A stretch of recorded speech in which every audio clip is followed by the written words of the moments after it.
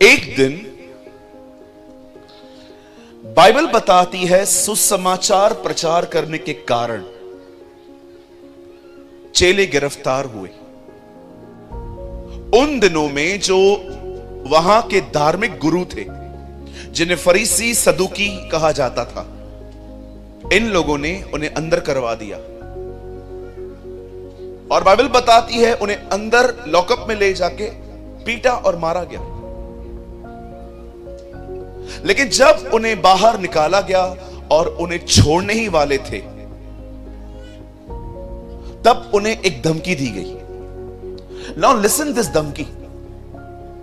उन्हें कहा गया, जो नाम से तुम शिक्षा दे रहे हो यीशु मसीह के नाम में, उसके नाम से बात मत करो। Don't proclaim his name. तुम किसी और नाम से बात करो चलेगा, लेकिन डोंट यूज दिस नेम। तुम इस नाम से बात मत करो। मुझे बहुत अच्छा लगता है पतरस का रिप्लाई। पतरस उन्हें कहता है, क्या यह सही है कि हम परमेश्वर के वचन को छोड़ के तुम्हारी बात माने? क्या जो खुदा कहता है उसे भूलकर हम तुम्हारी बात माने? हमसे तो यह नहीं होगा। और बाइबल बताती है जब वो लॉकअप से बाहर पूरी तरह से छूट गए, आजाद हो गए, उसके बाद उन्होंने वापस उस नाम का प्रचार किया। कौन है यीशु जिसके बारे में वो चुप नहीं करते थे? मैं आप में से हर एक को बताना चाहता हूं कि बहुत सारे लोगों में कचरा भरा हुआ है कुछ बातों का। 18 साल पहले मेरा उद्धार हुआ जब मैंने यीशु को अपनी जिंदगी दी। 18 साल से मैं मसीह में हूं। किसी ने मुझे सुसमाचार बताया था प्रभु के बारे में। जिसने मुझे सुसमाचार बताया था, मैंने उसे गंदी गंदी गालियां दी थी। और मैं आपको बताना चाहता हूं, मुझे सुसमाचार बताने वाला कोई और नहीं, मेरी बड़ी बहन थी। मैंने उसे गालियां दी। वो कैसेट्स लेके आती थी और वो घर पे उन दिनों में टेप रिकॉर्डर्स होते थे। आज आप सब कुछ यूट्यूब पे देखते हो।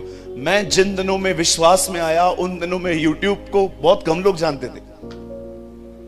कैसेट्स आती थी, सीडी आती थी, सीडी जो डीवीडी में डाल के चलानी पड़ती थी।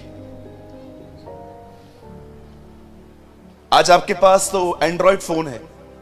मैं जिन दिनों में विश्वास में आया, उन दिनों में ऐसे फोन होते थे जिनमें 100 मैसेजेस आते थे। नए पाने के लिए पुराने डिलीट करने पड़ते थे। इतने मजबूत होते थे वो फोन के 7 माले से फेंको नहीं टूटते थे। आज आपके लिए कितना आसान है, आपके मोबाइल में इतने वचन हैं, बाइबल है। मैं जिन दिनों में प्रभु में आया, उन दिनों में फोन में बाइबल नहीं होती थी। हम नया नियम यहां पर कैरी करते थे और जहां टाइम मिलता था हम उसे पढ़ते थे।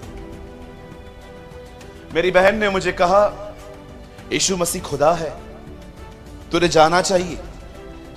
आप बिलीव कीजिए, मैं अपनी सगी बहन को बुरा भला कहता था, गालियां देता था।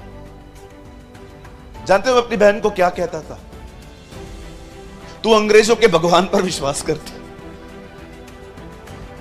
यीशु अंग्रेज है। प्रभु भी जानता था यह प्रॉब्लम आएगी। अगर हम काले पैदा होते हैं तो हमें अलग नाम दिया जाता है। हम गोरे पैदा होते हैं तो हमें कहा जाता है अब अंग्रेज हो। प्रभु ने कहा लफड़ाई खत्म कर देता हूं। प्रभु की बड़ी ब्राउन थी। आप पढ़ के देखिए इतिहास, यहूदी ब्राउन होते। प्रभु ने कहा ना मैं कालों में जन्मा हूं, ना मैं सफेद पे जन्मा हूं, मैं ब्राउन में जन्मा हूं। तुम लड़ते रहो। मैंने अपनी दीदी को बोला नहीं नहीं, ये अंग्रेज है, इससे प्रार्थना भी अंग्रेजी में ही करनी पड़ेगी।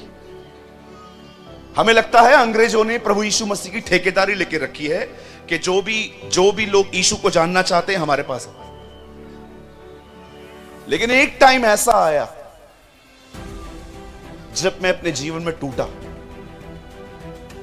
मैं आपके सामने खड़ा हूं, मुझे कोई परमेश्वर की भूख और प्यास नहीं थी। मैं उसे ढूंढ नहीं रहा था। मैं अपनी तकलीफों को ठीक करवाने के लिए वहां गया था। मुझे लगा सबको पैसे दे के रखे, उसने भी ले लिए, इसने भी ले लिए, इसने भी ले लिए, चले काम करते, यीशु के पास भी जाके देखते। और मैं वहां पर गया। 6 महीने में मेरी जिंदगी बिल्कुल ठीक हो गई, सब ठीक हो गया।